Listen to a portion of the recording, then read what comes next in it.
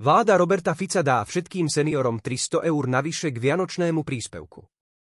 Takto sa to robí do psej matere, napísal na svojom telegramovom účte podpredseda parlamentu Ľuboš Blaha a ďalej pokračoval. Od budúceho roku bude vláda vyplácať 606 eur, a teda plnohodnotný vianočný dôchodok. Tak ako sme sľúbili.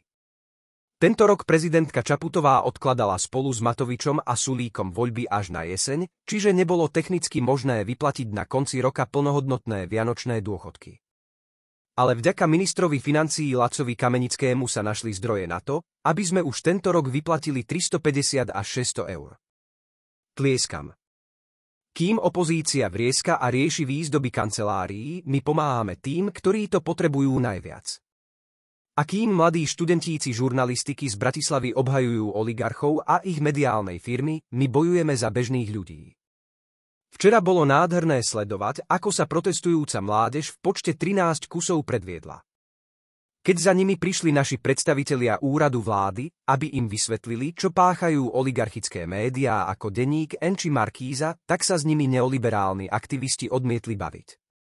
Prítomná slečna v rúšku to zdôvodnila tým, že sú ešte príliš mladí a neskúsení, aby diskutovali s politikmi. A preto chcú byť ticho. Zvláštne, že sú dosť starí a skúsení na to, aby protestovali za oligarchické médiá, ale sú príliš mladí a neskúsení, aby svoje konanie vedeli vyargumentovať. Bravo! Človek by až nadobudol dojem, že mladých tu niekto riadne manipuluje. A budúci žurnalisti sa tešia na teplé miestečká v N-ku, však bohatí chlapci z ESETu radi prispejú. My nemáme problém zdôvodniť naše rozhodnutia.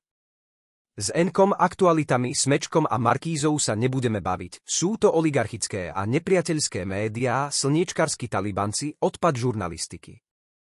Nebudeme strácať čas s tými, čo verejne priznávajú, že nám chcú len robiť zle. My budeme pomáhať ľuďom na Slovensku a nie skákať, ako oligarchovia v mediálnych firmách pískajú. Máte smolu milionári. Ja osobne dávam rozhovory na dennej báze slobodným, alternatívnym médiám. O tom je sloboda slova. Pre hlavné správy sme spolu s Lacom Kamenickým hovorili o knižke, do ktorej minister financií namaľoval nádherné obrazy. S Romanom Michelkom som bol k tejto téme v Infovojne.